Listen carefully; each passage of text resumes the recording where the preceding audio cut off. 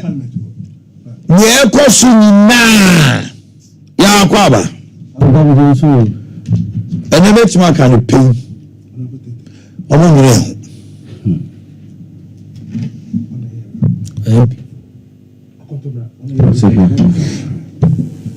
Honorable Tata, good morning.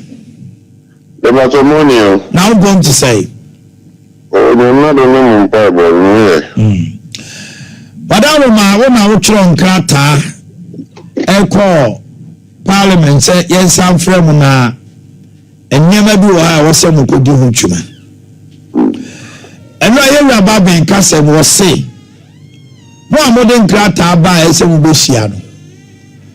Obetrasia NDC MPs abodon pemwo nifa so baby a wase mu betna empty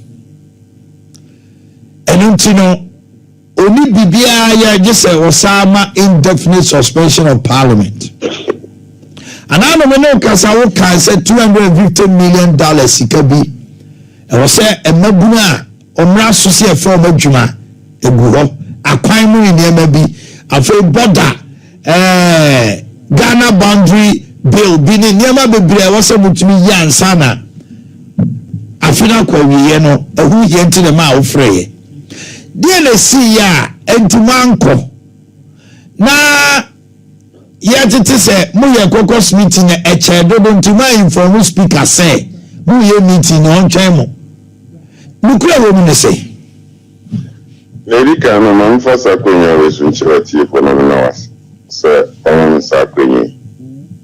Netene say near Eba Bonte, near Quinano, and Yanocret. It's answer, so we have press conference, ministers, as from core cabinet, ministers, as from Munina, and Munina by chamber. But the tenant say, I'm a partner you could do one.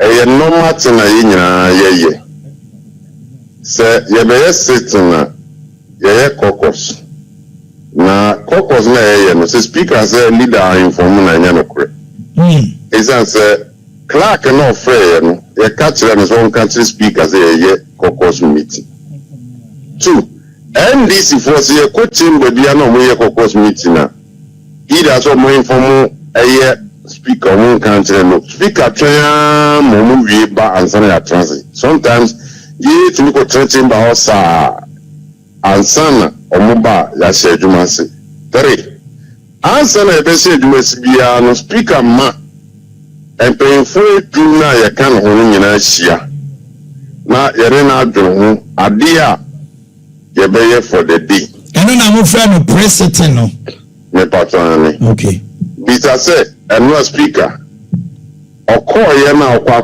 proceedings as no of one and this one no mkoko meeting without a recall to the majority side yet to be me ba honorable na say me to say we from market say they went for a pre-sitting meeting as speaker. It's never true me too after your market press conference no yeah or that day now speaker Babi will say okay. One can say no. I said no the speaker and friend. One phobia. I don't know this one kokoye e no koto. But ne to to be in the mum say speaker say o ye mnani.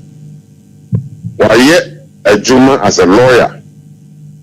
Who say lawyer can Japan a lawyer when the companies in him. Na bisane say also okoye na this one akot na the right hand side. E almost sitting prisoner.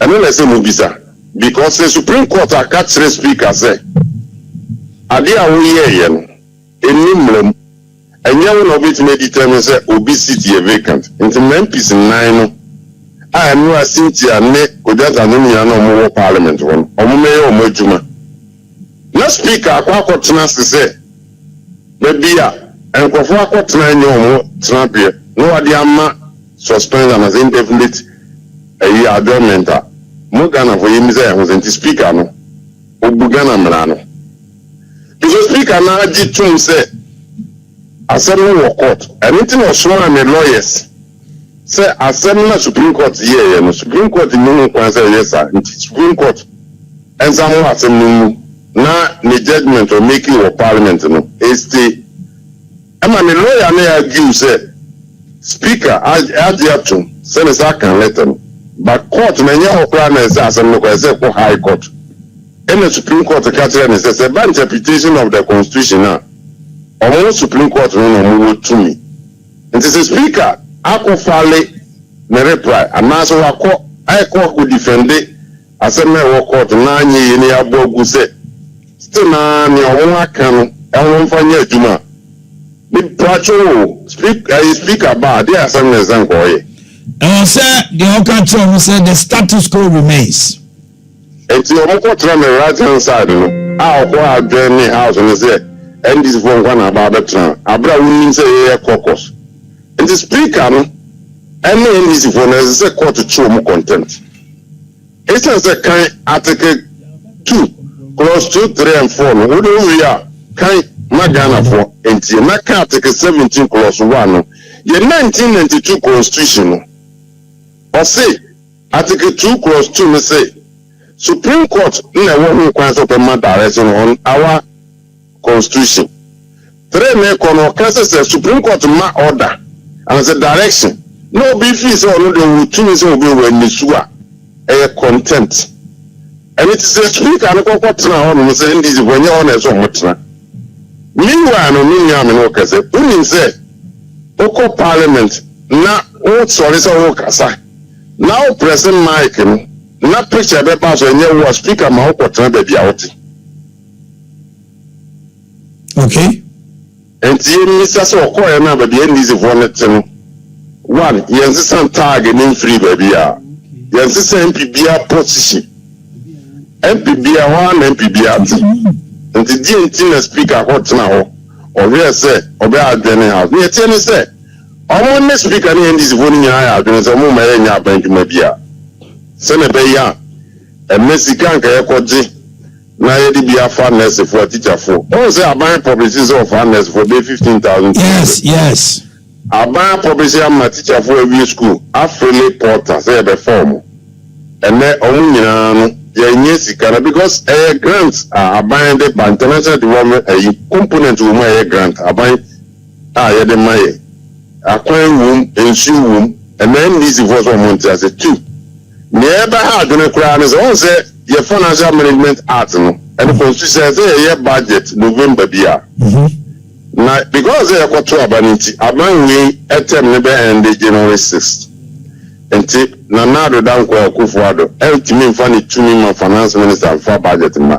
The only thing of it finance minister bit me dey ban say obi bisa parliament say man approve on November not January February March. Ghana for a year, Juma Pino, you be true, Mukanti, friends, a public workers budget. Yeah, be a cancer vote on account. And they say a passive year, January, February month, answer a match. I buy full for the bus sword in a budget to be banner. As I say, it's your workers, Nika. And then, yeah, parliament, if you mark up in time, I bet to Abba. So you miss us what is the implications? The toss of you. And the free senior high school, free senior high school bill I had a send a bear from KG to us as a bear composer. And I will be at TV and Minga Banco school. Because then this is for I said in Ketiaba Western Law or Sis or Moba. BBA free piano, MPP for near to go from Bitum. The mama said so 2 billion on fine yet free senior high school. The other bands of the Beton Kuku Kitchen no amount of Kitchen and the branch executives. And if I never gonna phone on being a bit. It's in Mr. Say, and the companies are some tax exemption. You know, because they are not hiring a juice. I know can say company be a buzz or Baba Juma with the money. My friend say because the name continues and the music. I don't know a plan of Ghana. And the NDC when they alternative. Yes, Ghana for. Say, yet, Mambasa BNC Ghana. And the me. LED majority side no ko. You do great na no me na medical room. And Mama Pat, and Habib. You wouldn't know any vote on you was a speaker, a man speech. And our journey house indefinitely. Near deciding as majority caucus and say, yeah, Connie and create problem there. If you feel there, copying December, I to about 11, 12, I better parliament. And Sanayaba. But me boom pious in your coupon. Ever talk and a far so say. You better try about near you vice president or war fishing. Nothing about that 12 senior high school so. Obi Mamuchum. Senior Proverbs chapter 23 verse 18 can so mada chinti.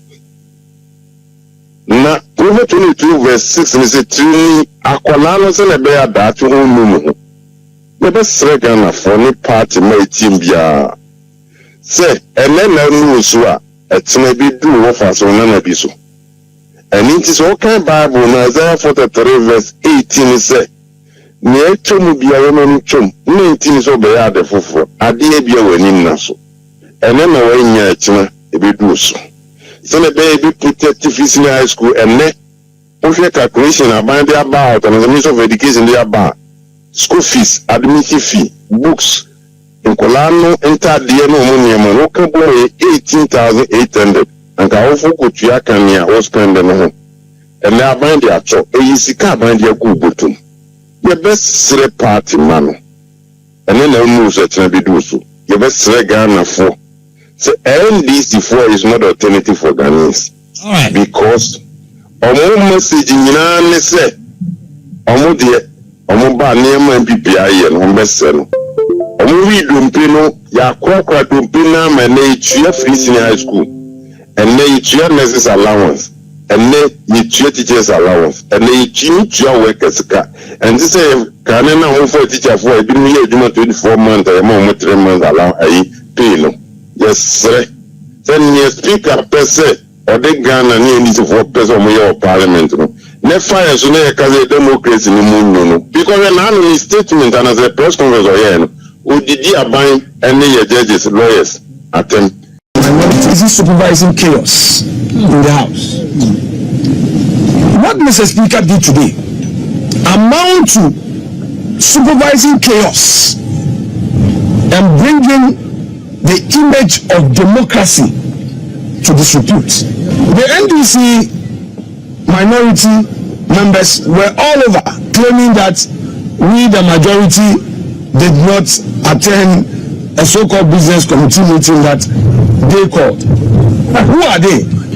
When did we constitute a new committee in Parliament? I chaired the business committee of Parliament, and when the clerk to Parliament asked for the business committee meeting, I was very explicit that the subject matter of the recall, which was approved by Mr. Speaker, is a very matter for consideration. So there's no need to have another business committee. Business committee is to decide on the business of the house. On this occasion, you have made an application, which application has been granted. And the items that were approved were the very things to be decided on. So I directed that the order paper should be printed to reflect all those items. Fortunately, Mr. Speaker himself read the two letters, the first one and the second one that amended the first, and indicated to the whole country that indeed our deputy majority whip, the second deputy majority whip, had actually sent those letters to him. We acknowledge him as such. Clearly, the NDC is on a war path. They want confusion in this country. They want lawlessness in this country. And all these are being supervised by Mr. Speaker. Yes. It is sad. It is very sad. And I would want to entreat you, the media, to call them out, to call the NDC out, to call Mr. Speaker out. Because what is it? What at all is the issue? You have made a ruling which you now say is an opinion. We disagreed with you. We've gone to another forum where, by law, that forum has the power to interpret the law. We respected Mr. Speaker's ruling. In all of this, my first interview after his ruling was to the fact that I respect him, I disagree with you. Therefore, my colleagues and I were withdrawing from the chamber and will pursue the matter at the Supreme Court, which matter he was already aware was pending at the Supreme Court. In response, okay. Anyway, if you are yentie ato forcing, na also some of the tuja. We showed up at the business committee meeting on the 6th floor only to notice that the MPP members of the committee once again failed to show up at the business committee. I personally called the committee clerk and I was informed that she is out of the jurisdiction and no one has reached out to him to program the business of the day. I was worried and reached out also to the MPP side and to have an indication as to what their plan is. No one responded. I am deeply worried and deeply concerned that the very people that requested for Parliament to be recalled failed to show up. Clearly, what we are seeing here is an abuse of the Constitution and the standing orders